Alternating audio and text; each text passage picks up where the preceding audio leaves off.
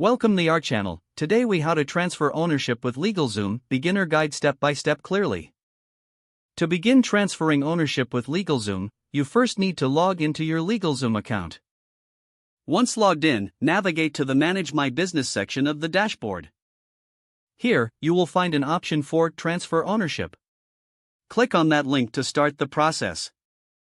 Next, you will be prompted to select the type of entity you wish to transfer ownership of, such as LLC or corporation. After making your selection, click on Continue. The next page will ask for the details of the current owner. Fill in the required information, including name and contact details. Once you have entered the current owner's information, click on Next. Now, you'll need to provide information about the new owner. Make sure to include their full name and contact information accurately. After entering the new owner's details, click Continue. On the next screen, review the information you've provided for both the current and if everything looks correct, confirm your details by clicking Submit. LegalZoom will then guide you through any necessary documents that need. Follow the prompts to complete these documents. Once all documents are completed and submitted, you'll receive a confirmation email from LegalZoom. This email will provide details about the next steps in the ownership transfer process. If you have any further questions, you can always reach out to LegalZoom's customer support for assistance. Next, ensure that any necessary filings with your state are completed to finalize the ownership transfer. Make sure to keep copies of all documents for your records. And that's how you transfer ownership with LegalZoom. If the page does not load, refresh the browser or try again in a private or incognito window.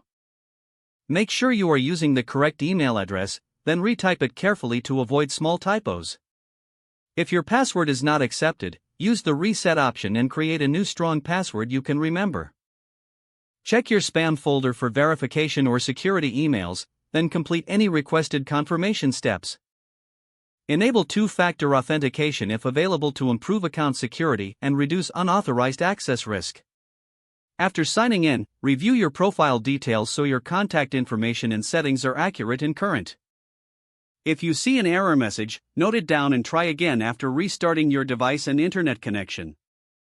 Log out when you finish, especially on shared devices, to keep your account and payment information secure.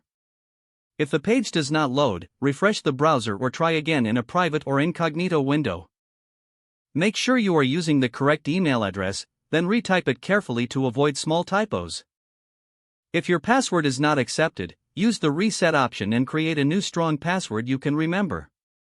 Don't forget to like this video and subscribe to our channel for more step-by-step tech guides.